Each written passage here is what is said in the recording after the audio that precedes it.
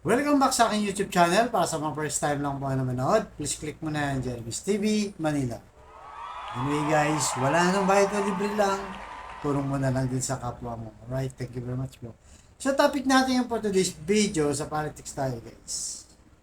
Duterte, masasampulan na ni Franz Castro dahil tutuluyan na siyang ididemanda. Yan guys, yan ang pahayag ni Franz Castro na makabayang black. So dahil ito nag-ugat nga guys, dahil sa death threat na sinabi ni Duterte. Kaya ngayon, sigurado na daw itong si Franz Castro sa Miyerkules, October 25, sasampahan na siya ng kaso. So ito yung kauna-unahang kaso kung sakali, di ba?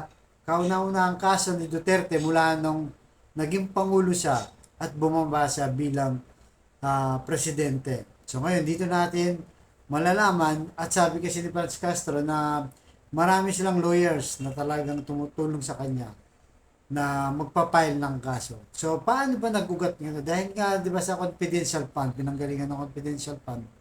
Dahil tinanggalan ng confidential fund itong si Sara ng 650 million.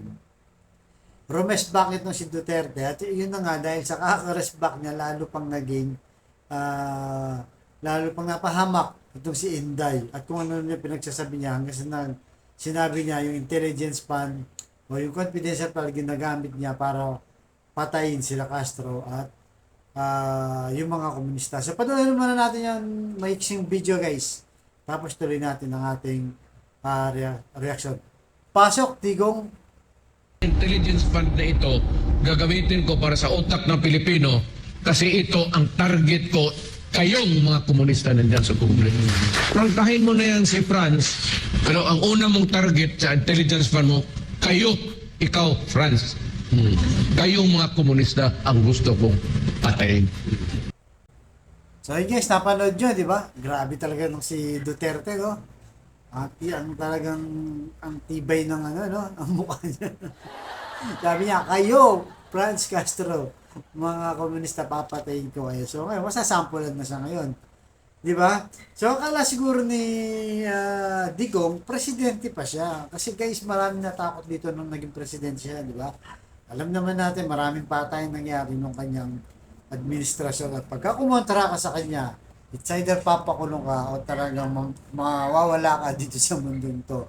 So dahil ngayon, hindi na siya presidente at ngayon, eto yung kahinat na niya. Sasampahan na ng kaso at sana may mangyari to. Para masampulan naman, di ba? Kasi dapat itigil niya na yung ganun. Tapos na yung panahon niya. 6 years yun, guys. So, naging powerful siya. Naging powerful siya nung panahon niya.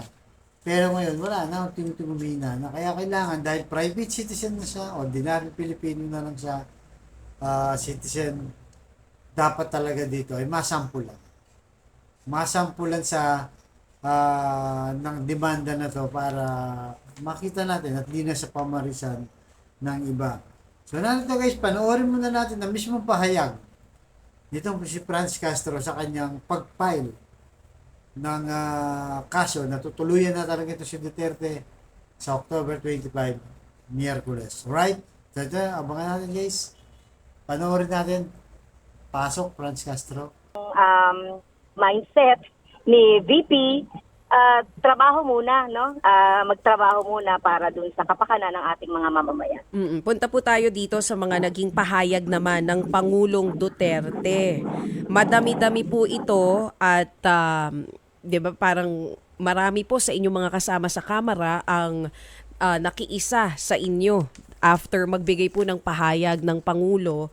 Ano pong reaksyon ninyo doon at ano pong plano ninyong gawin? Itutuloy niyo po ba yung pagsasampa ng kaso kung sakali man?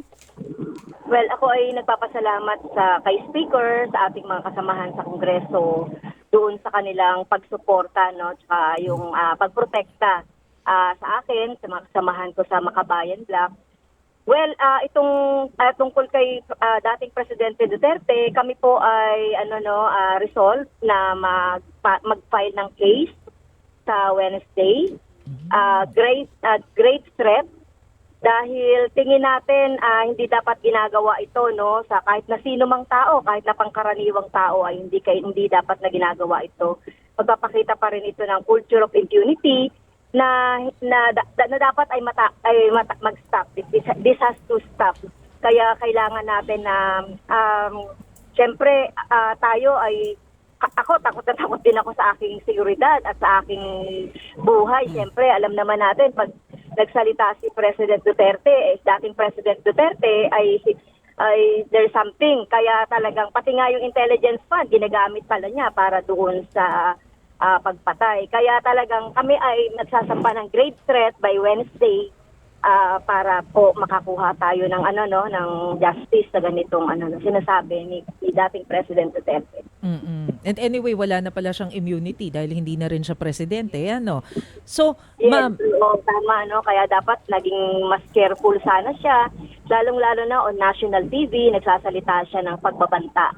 So, kailangan talagang ma-stop na yung mga ganitong mga gawi, no, ni President Duterte, dating President Duterte. Pero alam naman natin na isa dun sa mga pinagmulan ng mga batuhan ng mga salitang ito ay yung isapin po tungkol sa confidential funds.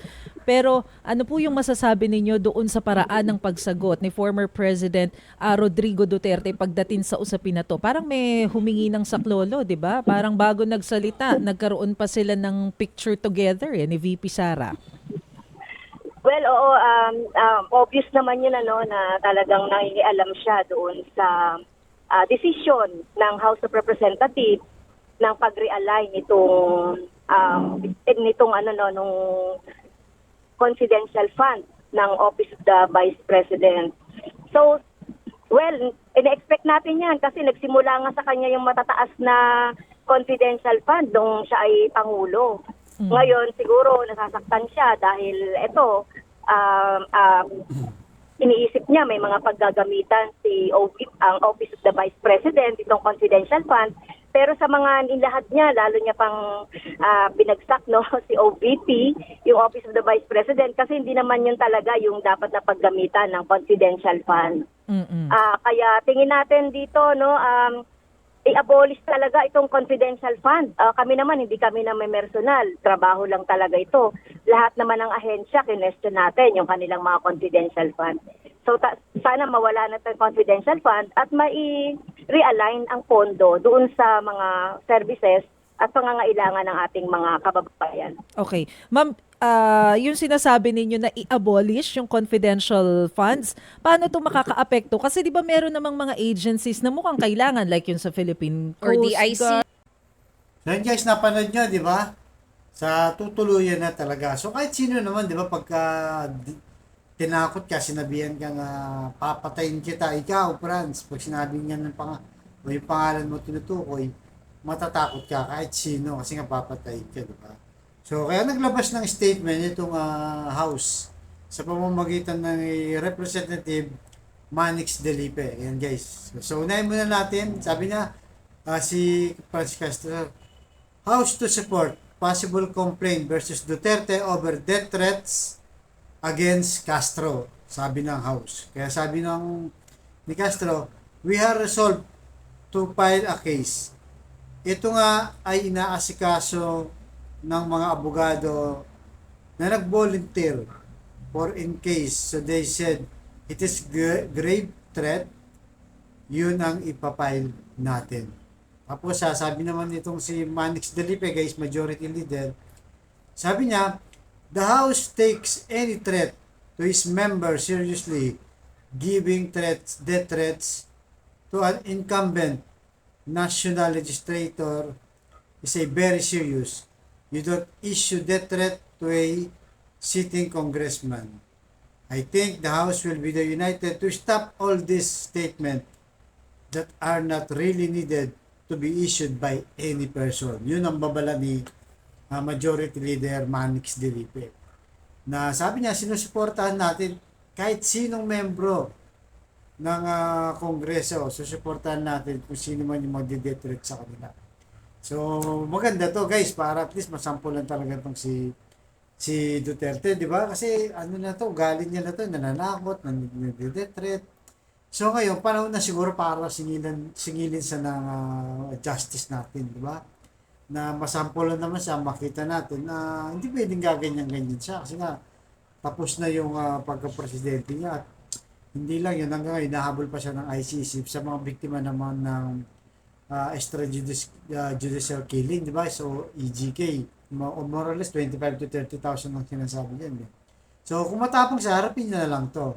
Kaya abangan natin guys sa Miyerkules, monitor natin yung issue na to para masampulan na itong si Duterte at tumigil na sa pagde-death threat na kahit na sinong Pilipino na tumutuligsa sa kanya na ginagawa lang naman ang trabaho nila, di ba guys?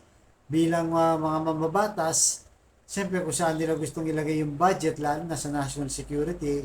At ngayon, di ba, kakabalita lang, binangga yung yung nagre-resupply na bangka dyan sa West Philippines Sea ng Chinese Coast Guard. So mamaya guys, iba-vlog natin yan. Kaya abangan natin to guys, maganda to para masampulan at makita natin na hindi pa pwedeng ganyan. May mga tao handang tumulong, lalo may mga abogado na to na volunteer daw natutulungan si Castro. So suportahan naman yan ng mga kongresista. Right? So hanggang dito naman po. Thank you very much sa susunod yung vlog.